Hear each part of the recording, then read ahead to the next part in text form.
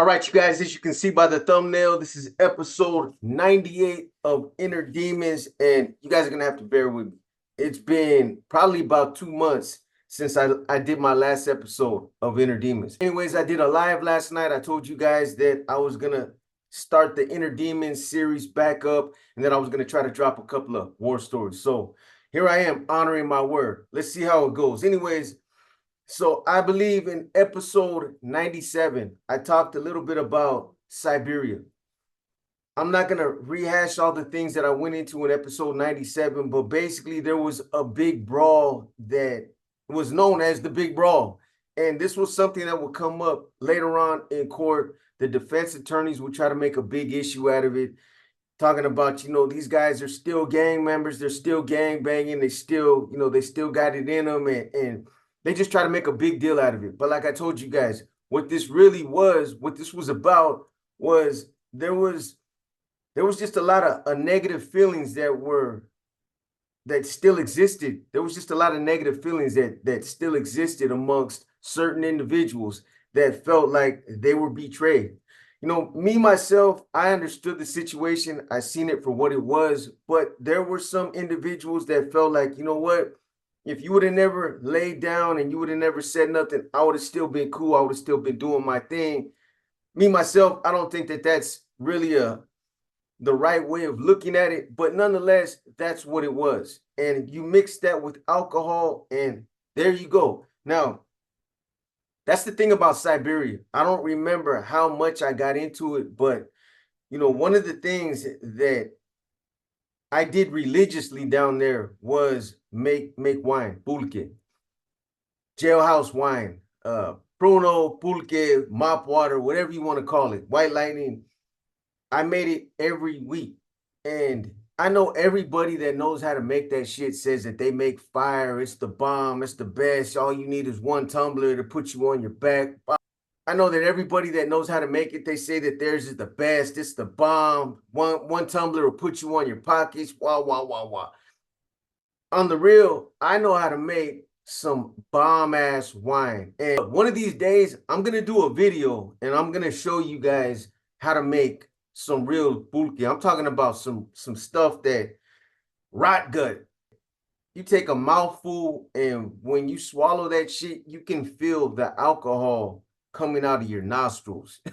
I'm dead serious. Throughout the years of doing time, I had always tried to make wine, at certain times, especially during football. But it wasn't until I hit the adjustment center in San Quentin and got around some of those death row cats that I really learned how to make it. That's when I perfected the art of making real pulque. But anyways, you mix alcohol with negative feelings, and that's what ended up happening that day. I'm not going to go back into the brawl and everything that happened, but like I said, there was blood and teeth all over that dorm. Everybody that had something that they needed to get off their chest got it off that day. Anyways, so after this brawl, when they came in, they were like, the sergeant came in with like seven COs, and they were like, you know what, man, all you motherfuckers, all you roll it up, everybody, all you guys are moving. So initially, that's what they wanted to do. They wanted to roll the whole dorm up, but they couldn't do that. There was probably around 15 or 16 of us in the dorm at that time. So everybody, we all go down to the tunnels. If you've been to Santa Clara County, you know what I'm talking about when I say the tunnels. So they take us down to the tunnels, and basically anybody that had any kind of marks, you got rolled up. So I didn't have no marks on my knuckles, and I didn't have no marks on my face. No, I got lucky. I got into more squabbles in that dorm that day than most of the cats that got into it.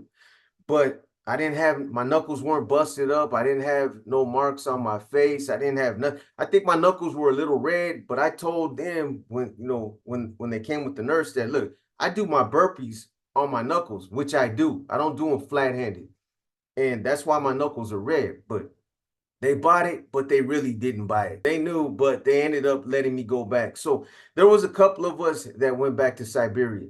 Now, I told you guys, I believe in episode 97, that most of my boys that I was really close with got rolled up. But there was a couple other cats that didn't get rolled up that were cool. They weren't a part of the case or the indictment that a lot of us were on at that time, but they were still some cool cats. So I was good. Anyways, I told you guys that after this incident, I started to take an interest in trying to get a trustee job because I seen that there was some benefits. I never thought that they would ever allow me to become a trustee because of the case and just because of who I still was. It didn't matter that I was considered to be inactive. It didn't matter. They still looked at me as an NF member, boxer from San Francisco. And I had a lot of negative stigmas that were still attached to me. I never thought that they would ever allow me to work outside that dorm. But they did. There was a couple of COs that took a liking to me. There was a couple of female officers, a couple of male officers I had known, since I'd been in the jail. I'd been there for, at that point, probably around 8 years. And they didn't care. They were like, you know what? I'll let you work. I don't care. There's just going to be some things that you can't do. There's some things that we're going to have to make sure that, it's cool up top. And I'm sure we can get around it. But you're not going to be able to work like a regular trustee because of all the, you're still hot, all the negativity that's still attached to me. So, I was cool with that. At first, when I started coming out, I really wasn't technically a trustee, but I want to say the first time they let me out was when they had us we did some kind of work on a dorm where we took the paint off the walls or something. We threw up some new stenciling or something like that. But we were actually in Third West by some active dorms. There were dorms. We were in the middle. I don't know what that area is called right there, but there were dorms all around us where these cats could come up right there on the windows and they could see what we were doing, who we were, and they knew who we were. I'm not sure what that area was, what it was called, but we were in an open area where there were like 3 dorms that surrounded us right there. And there was nothing separate. The only thing that was separating us was these plate glass windows. So these cats could come up right up to the window and, they were watching us. They obviously knew who we were. When you're functioning in a county jail setting like that, you make it, your business to know who's who and who's where. And trust me, they kept dibs on me. They knew where I was whenever I moved, what housing unit, what floor I was on. I knew that they kept track of where I was. Anyways, the first time I came out, we did what we did. We cleaned up. This female CO she would just create odd jobs. It started out where they had restrictions on me. It's like, hey, you can't go over there, stay away from around the corner over there, because sometimes there's inmates that they might just come around the corner if they got an attorney visit or if they're going down to Second West or something like that. There's traffic sometimes and they don't always announce it as soon as they're coming. They could come around that corner. Later on, it would actually happen where they would send somebody over to Third West from Third East, and they would let them know they were coming, but they were already on the other side of the gate walking over there where we were at. But, like I said, in the beginning, there was restrictions that they placed on me. But after a while, probably like a week, maybe 2 weeks, everything just kind of loosened up. And I had the run of the whole third deck. And, I talked a little bit about this in episode 97, because I was in the situation that I was in at that time. I'm not going to lie to you guys and say that I wasn't a little bitter. I was, and I had a chip on my shoulder because I didn't want to be looked at the way that I was being looked at. And this was completely, this was something I made my own bed. I put myself in that situation. Nobody twisted my arm and made me make any kind of choices. I'm not going to say that because that's a cop-out. But nonetheless, the situation that I was in, I was still, I had a chip on my shoulder. And I felt like if anybody wants to test me, they can try to test me. Or if, these cats want to go out of their way to try to rush me, it's all good. I wasn't trying to get into no drama with the Northerners because as crazy as it might sound, my heart was still with them cats. It was a messed up situation to be in, but on the flip side, I was like, whenever Northerners will come through there when we'd be working, me and one of the other homies that was there before he got rolled up, we'd be out there and these Northerners would walk right by. I'm talking about within arm's length. But here's the funny thing. So the way Third West is set up is there's a chow hall that's pretty much takes up the whole area right there when you come up the stairs. And then there's some dorms in the back, and then you got Third East on the other side of a hallway. You got to go down a hallway through a gate, and then you got Third East over there. But when you're over there in Third West, where I was working at, the main thing that's over there, you got a chow hall, and then you got an officer's desk, their little station right there where they kick back. And that's where I would be at most of the day. And then they have another little small room. It's an officer, it's a break room. They got a little refrigerator in there, and that's where they put their backpacks and all that good stuff. But I'd be running around doing whatever kind of little odd jobs, acting like I was mopping floors, or I was always up to no good when I was out there. But I'm just gonna say this: even though I genuinely appreciated the fact that these COs, went to bat for me and allowed me to come out of the dorm and pretty much stay out there all day and work, I was out there up to no good. I was out there manipulating and trying to, scam and scheme, whatever I could try to get my hands on. That's what I was doing out there. Whatever it was. If it wasn't nailed down, I was taking it back to the dorm. Anyways, as far as manipulation, here's the thing. I'm just gonna say this, and there's no arrogance about this. I'm being straight up with you guys. Just from doing time over the years, whether it was county jail settings or prisons, the SHU program, wherever I was at doing time, obviously that became my lifestyle. I learned how to manipulate. I learned how to get what I wanted. And that's something that you learn doing time and interacting with the COs on some level. The one thing that I became good at, I perfected, was manipulating COs, befriending them. And then over time, I learned how to establish some trust with them. Because any CO in the right state of mind, prison, county jail, wherever, they're not going to put their job on the line from one day to the next. It's a gradual process. What I used to do is I used to, like I said, establish some type of common ground with them. Once I find out what their interest was, whether it was sports, whether it was whatever it was, I chop it up with them about that. And then on some level, I open up that door to where, I'm letting them know a little bit about my personal life. I show them pictures of my kids, my girl at that time, and things that were happening with my case. And over time, they're opening up as well. Like some of the female COs, I would find out by chance. I would overhear another CO talking to another CO. It's her birthday next week, or some kind of special occasion is coming up or something. I'd have one of the homies hook up a birthday card or something like that, and just out of nowhere, boom. And it wasn't like I was trying to get at him or nothing, on that tip. It was more trying to open up the door to befriend them, to try to get contraband in. A lot of the times, I'd be trying to go for the mother load, try to get hard drugs in, or different forms of contraband, whether it was handcuff keys, porn. Hey, you can say what you want. It wasn't for me, it was for the homies. You're locked up, and there is no women in these environments, and that's all you got, whether it's a magazine or videos. But I had videos.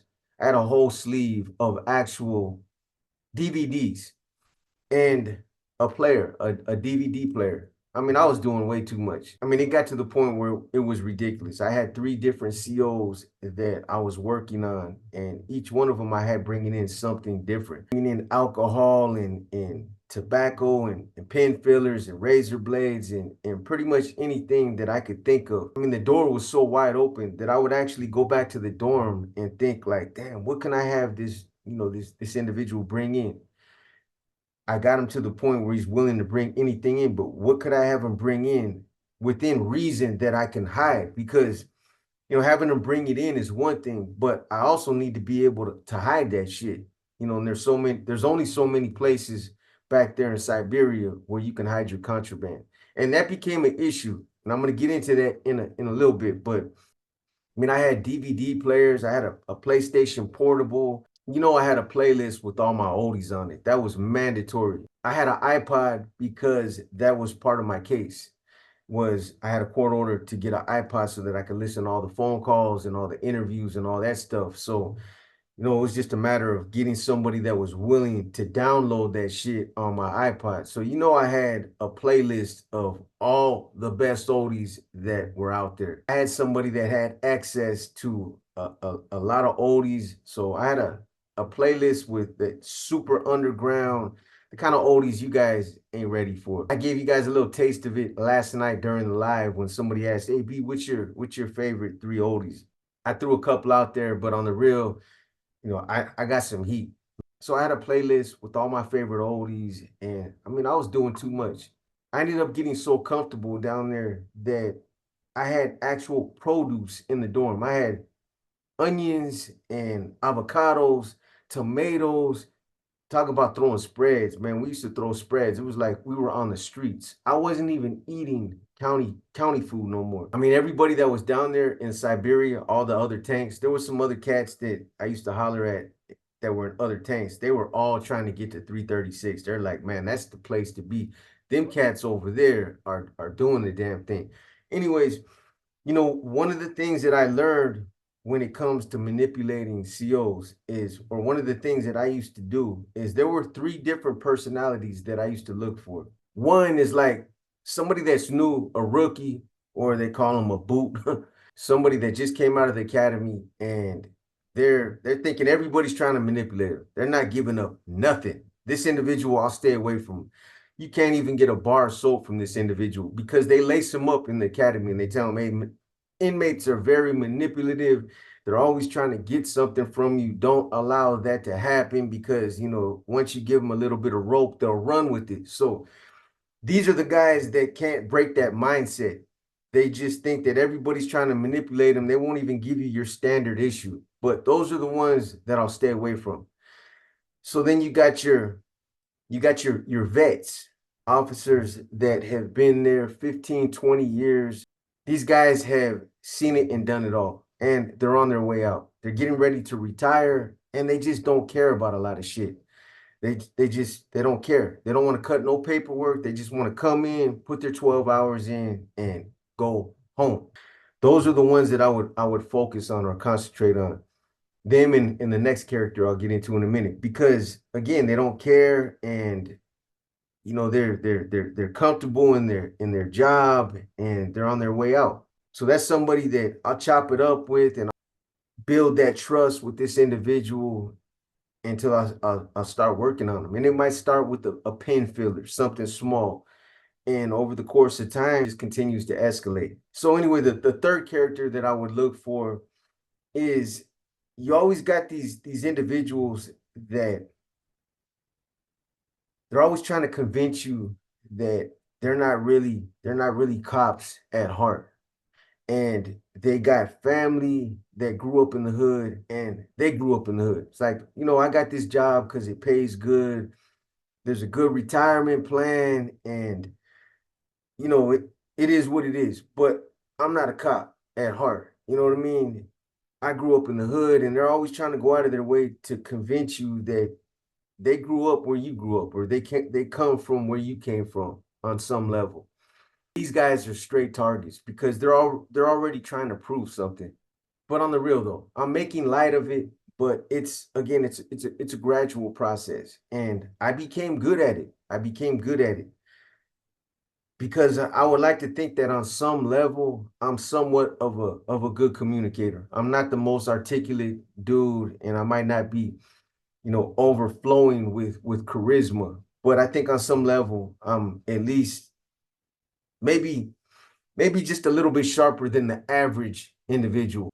And I'm able to manipulate on some level. So anyways, I got a couple of COs that I was working on at that time, and they're starting to bring in a lot of contraband. And anytime you have it like that, there's always going to be those that are envious, that are watching. And it gets to the point where if they're not getting some of it, if they're not benefiting from it on some level, they're going to start hating on you. They're going to start telling on you. And in some way, they're going to try to sabotage you. And eventually, that's what would end up happening. Somebody down there would end up seeing one of my little hiding spots, because they used to come down and search on a regular basis down there in Siberia because it's a pretty big housing area. There's like, I want to say 10 dorms down there, and all together, there's probably around a good 70 or 80 dudes total down there. So they come through and they search on a regular basis. And there's only so many hiding places in the dorm.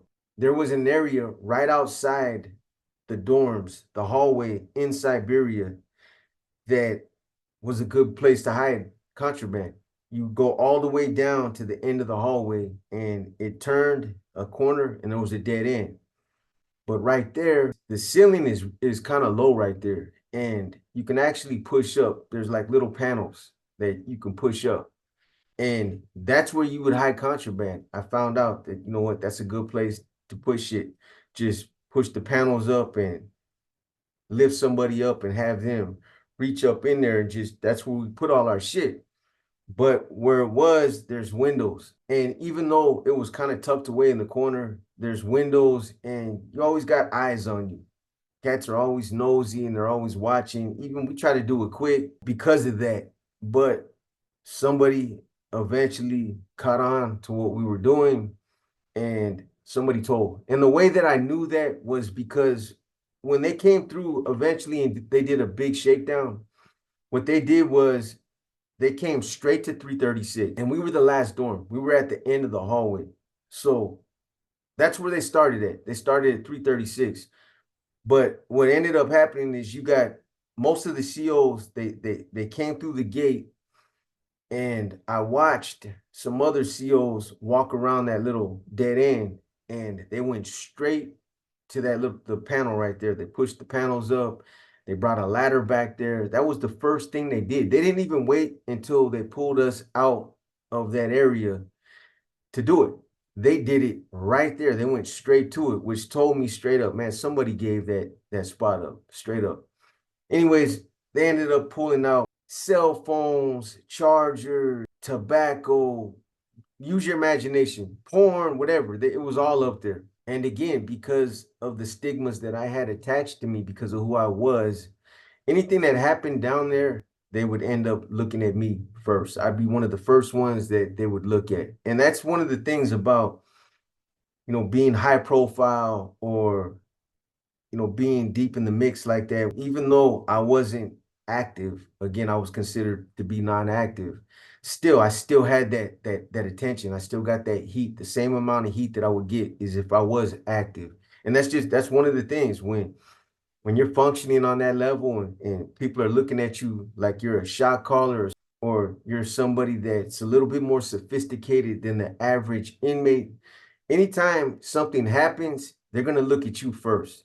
So anyways, I'm going to jump ahead right now. I'm going to jump ahead of myself right now because I want to talk a little bit more about 336 before I tell you guys what happened later on. But after they did that big search and they pulled all that contraband out of the ceiling, they put us all in the chow hall. So we're all in the chow hall. They're in there tearing it up.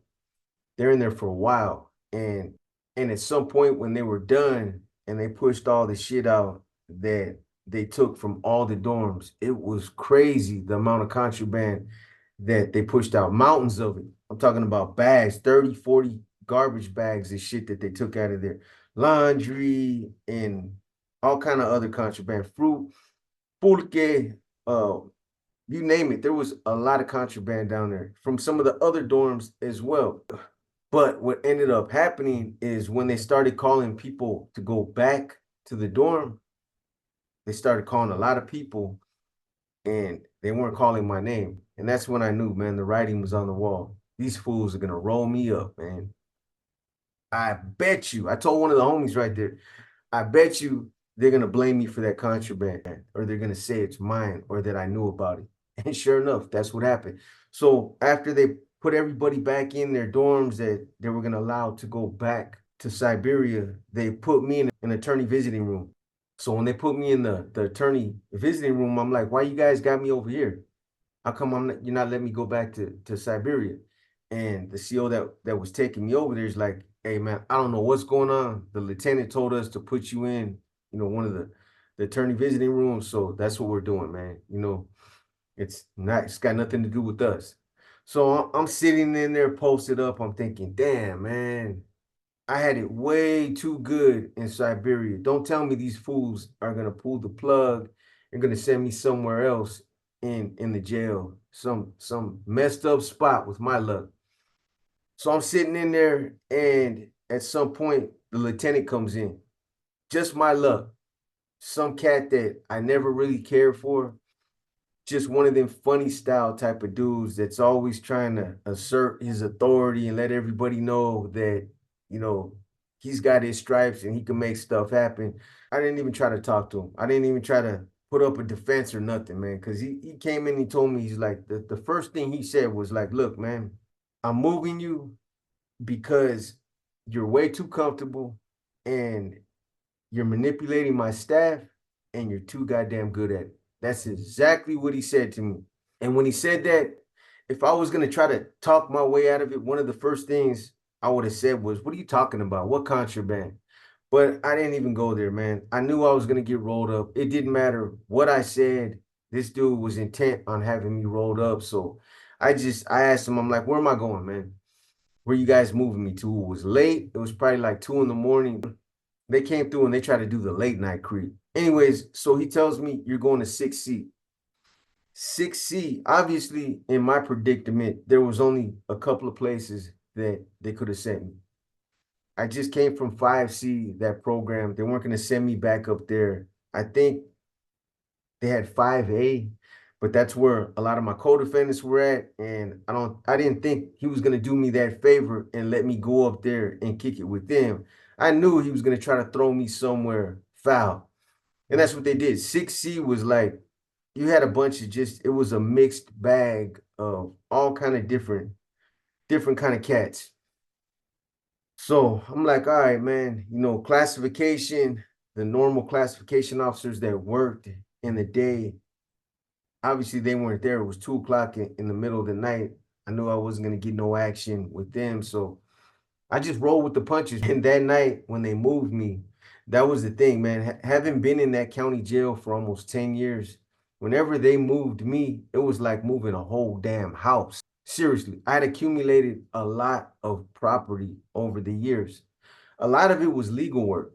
Some of it were, personal books and stuff like that, but they had a bin. Matter of fact, I think there was 2 bins because, on top of moving me and, just trying to put me in a messed up spot, they actually said, you got too much property. There's no way we're allowing you to take 2 bins up there with all this property. So they took my property and they did all kind of funny style stuff, man. But so eventually I would end up moving to 6C. And, that place was a trip. I'm going to get into that in the next episode. But, going back to Siberia, just to give you guys an idea of how much hate I was getting and how much negative attention from some of the COs. But these were COs that didn't know me. A lot of them were rookies or cats that just funny style cats. Because the majority of the officers that worked in that jail, I'm gonna be real with you guys, most of them were cool. And if they weren't super cool like that, they at least they minded their own business. They didn't get involved in our business like, these funny style cats. So just to give you guys an example, like probably like the second or third time they let me come out of Siberia to work, they had me go down to the sergeant's office on the second deck, right there where the snake pits are, and clean her office. I didn't have a problem with that at all. Hell yeah, I'll go down there and clean her office because I knew I was going to get ODR and I knew there was going to be a lot of other benefits that came with that. So, I go down there. I'm just thinking to myself, man, I don't think this is going to go over well. Like they're really gonna let me go down to Second West and clean the sergeant's office. I know this is gonna end up creating some drama when people up top hear about it, because it's kind of hard to articulate this to you guys, and unless you're familiar with the jail. Just understand that because I had so much heat on me at that time, and because I was still looked at as boxer, that had this huge case, that was fighting this huge case, and it was a big thing in the jail, for them to take me out of Third West, my housing area, and to allow me to go into another part of the jail down in Second West, where there's active dorms, and it was just it was a big thing. The cool part about it was there was a couple of COs, and I knew who they were, because even though they still try to act like they were cool and they did this on the slunders, there were other COs that would tell me, "Hey, that's the one that's complaining. He's the one that went to the captain and told him, like, hey, I don't think this is right for them to have boxer working down there in Second East. It's highly inappropriate, and throwing out all kind of hypotheticals and different scenarios. What if this happened? And I don't think it's a good idea, and it opens some of us up to liability, and COs can get hurt, and this guy's still who he is, and just all kind of haterism like that. So during the first, I want to say it was probably around the first 7 years, 7, maybe 8 years that I was in this county jail, most of my time, you guys got to understand, was spent on max tiers, in observation cells, or slammed down. I was slammed down like I was doing shoot time. So when they moved me to 6C, it was a huge transition for me. Even though I went to 5C and had programmed up there with other dudes that were in similar situations as myself, and even though I was in Siberia and had been around other guys that were no longer active, I still felt like I didn't really get a full issue of programming with guys like that. Because when I went to 5C, I went up there with 7 or 8 other cats that were part of my case, and we pretty much just took that program over. And I just didn't interact with too many other people there. I kept my circle small, and I would only associate with certain individuals. So I was somewhat being antisocial. And it wasn't because I was on no I'm better than you type of shit, or my shit don't stink, or nothing like that. It was just, I'm sure anybody can understand, after having been active for as many years as I had been active, and advocating for the things that I did, and having advocated against the things that I had, this was a huge transition for me. But 5C, I didn't really get a good dose of it. And then when I went to Siberia, I somewhat got a feel of, how it was to program amongst other dudes that were no longer active. But 6C was still going to be different. It was going to be different. There was a lot of different people up there, and I'd heard about it. I'd been there for a long time, so I knew who was housed where, and what part of the jail, what type of individuals were where. The one thing that I'll say that I'm grateful for, though, is the fact that I didn't have to go to prison, on that status, being non-active. When I left prison fully active. I paroled from the shoot program, so I've never been to an SNY. I don't know what SNY yards are like. I've seen all the videos on lockup, like you guys, and I've heard a lot of stories, from other individuals that have been out there, but I had never been to prison, being non-active. So I'm glad I didn't get to experience what it was like to be on an SNY, to be around, the SNY gangs out there, to be around a lot of the things that I've heard from different people that happen out there on those yards. A lot of individuals that know me, they would tell me, "B, not been to SNY yards, and I know how you are, and you would never make it out there. You wouldn't stay out there for 2 weeks. You'd end up taking somebody's head off, or you'd end up getting into some shit out there. So before I close this up, let me just get back to them moving me from Siberia to 6C and tell you guys a little bit about that. So in the next episode, this is where I can pick up on. Now, I know I was all over the place in this episode, but again, you guys bear with me. It's been a couple of months since I did the last episode of Inner Demons. So that night, it was around 2 o'clock in the morning. They roll me into 6C. I get up there. Everybody's knocked out. I don't know who's there. I mean, I knew some individuals were housed up there, but it's not like I got to walk into the dorm and get visuals on it. Everybody was knocked out. The lights were out. It was dark. So as soon as I got up there was a cool CO that was working in 6C that I had known from another unit or another area of the jail. I had been around so many different COs. I had been there so long that I pretty much knew all the COs, bumped or moved around different parts of the jail. So I run across them somewhere. So that night, I get some cleaning supplies and I go to work on the cell. From top to bottom, I douched that whole cell out. Whether it was in the county jail or in prison, I became compulsive cell cleaner. I knew how to scrub a cell from corner to corner using a toothbrush.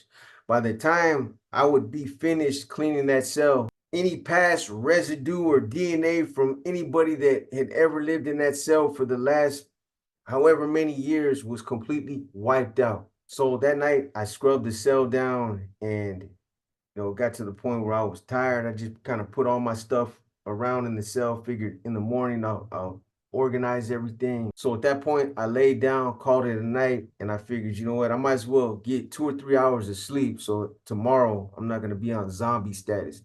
And that's what I did. Anyways, this is probably a good place to end this episode right here. And again, by the time I get to episode 99, which will be the next episode, I'll be ready for you guys. I'll get back into the rhythm and find my groove where I was at, and then just keep going forward from there. I still have some episodes left of Inner Demons. When I first started doing Inner Demons, I was just going to take you guys from my beginnings up until I got sentenced, and I was going to cap it with that right there. But I'm going to take you guys through the whole process up until where I feel comfortable with just letting you guys know everything that happened once, I got back out. Anyways, I hope you guys enjoyed this episode of Inner Demons, episode 98. Don't trip, episode 99 isn't going to come out 2 or 3 months from now. It'll be coming out. You guys just got to give me a little bit of wiggle room. I've been telling you guys in some of the comments, I responded to some of you guys that keep asking how come, you're only putting out a video here and there. There's a lot I invest into these videos, not Inner Demons. I'm talking about the Mexican Mafia videos, the intros, the outros, the music, the typing, the research. That's all time consuming. Trust me. It might not look like it, but there's a lot that goes into those videos, and I hope it shows. Anyways, on that note there, I'm going to go ahead and end this one, but I appreciate you guys for tapping in. I appreciate everybody that voiced how much they like the Inner Demons series. It means a lot to me. There's a lot of things that I talk about in Inner Demons that are very personal. So it means a lot. Anyways, on that note there, if you guys liked the episode, give it a thumbs up. If you didn't like the episode, give it a thumbs down. But either way, drop a comment and let me know what you think. With that being said, you guys enjoy the rest of your night. This is your boy B, and I'm out.